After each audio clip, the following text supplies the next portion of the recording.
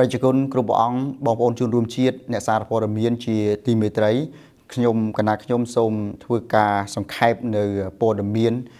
សំខាន់ពាក់ព័ន្ធទៅនឹងការងារគ្រប់គ្រងជនអន្តោប្រវេសន៍នៅក្នុងប្រជាជាតិកម្ពុជាប្រចាំខែតុលាឆ្នាំ2025ទី1គឺការគ្រប់គ្រងដំណើរចេញចូលប្រទេសគឺជាសមត្ថកិច្ចរបស់អគ្គនាយកដ្ឋានអន្តោប្រវេសន៍ក្រសួងមហាផ្ទៃដែលជនបរទេសធ្វើដំណើរចូលមកប្រទេសកម្ពុជាជាលក្ខណៈអន្តរជាតិមានចំនួន353954នាក់បាទជាលក្ខណៈតំបន់ព្រំដែនមានចំនួន48814នាក់និងចេញទៅវិញជាលក្ខណៈអន្តរជាតិចំនួន33719នាក់ជាលក្ខណៈតំបន់ព្រំដែនមានចំនួន49176នាក់ជាការកត់សម្គាល់ក្រោយពិនិត្យឃើញមានពាក់ព័ន្ធនឹងបទល្មើសផ្សេងនិងមានគោលបំណងធ្វើដំណើរមិនច្បាស់លាស់បាទសមត្ថកិច្ចបានបដិសេធមិនឲ្យចូលប្រទេសកម្ពុជាចំនួន217លើកដែលមានមនុស្សចំនួន319នាក់ស្មើនឹង37សញ្ជាតិនិងបដិសេធមិនឲ្យចេញពីប្រទេសចំនួន9លើកមានមនុស្សចំនួន18នាក់មាន6សញ្ជាតិពលរដ្ឋខ្មែរធ្វើដំណើរចេញពីប្រទេសកម្ពុជាជាលក្ខណៈអន្តរជាតិមានចំនួន1,569នាក់ជាលក្ខណៈតំបន់ព្រំដែនមានចំនួន8385នាក់និងចូលមកវិញលក្ខណៈអន្តរជាតិមានចំនួន97117នាក់ជាលក្ខណៈតំបន់ព្រំដែនមានចំនួន8322នាក់តែឡែកពលករខ្មែរសំទោសពលរដ្ឋខ្មែរដែលអាជ្ញាធរបរទេសបញ្ជូនត្រឡប់មកវិញក្រៅមូលហេតុស្នាក់នៅឬក៏ធ្វើការខុសច្បាប់ខុសទម្លាប់ពីប្រទេសគេនឹងមានចំនួន969នាក់ដែលមានស្រី444នាក់ហើយមានកុមារនោះចំនួន37នាក់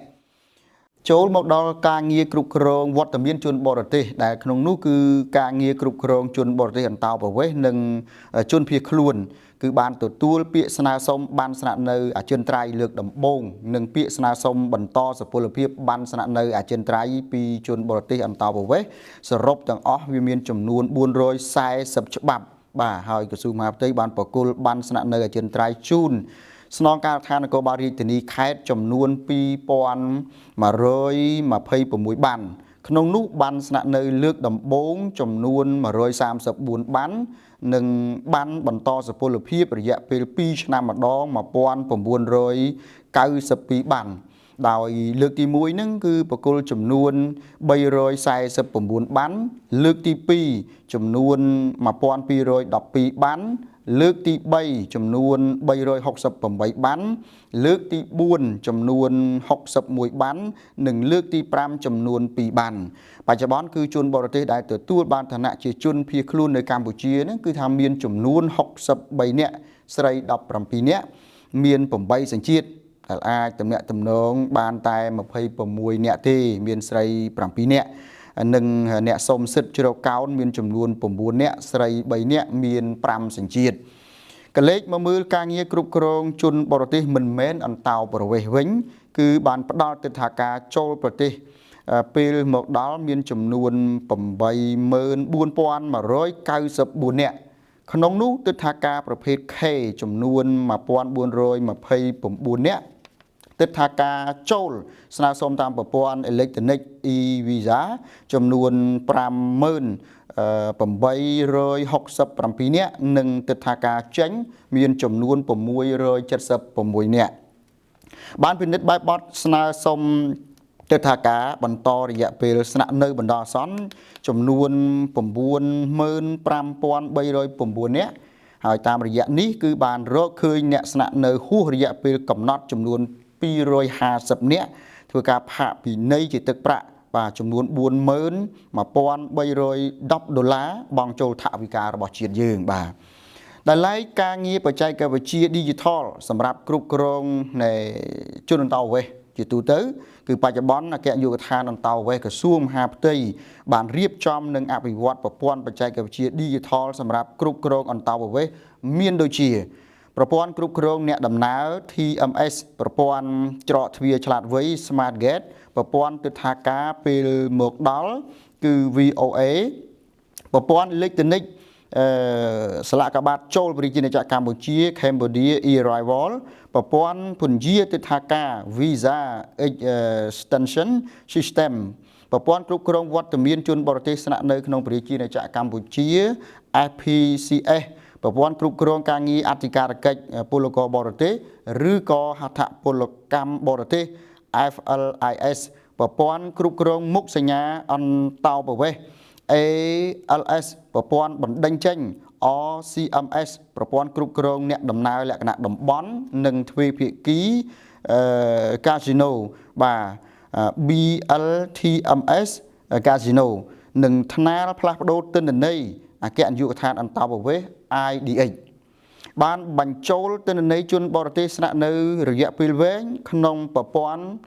FPCS ចំនួន1449425នាក់ស្ថិតនៅក្នុងទីតាំងចំនួន13612ទីតាំង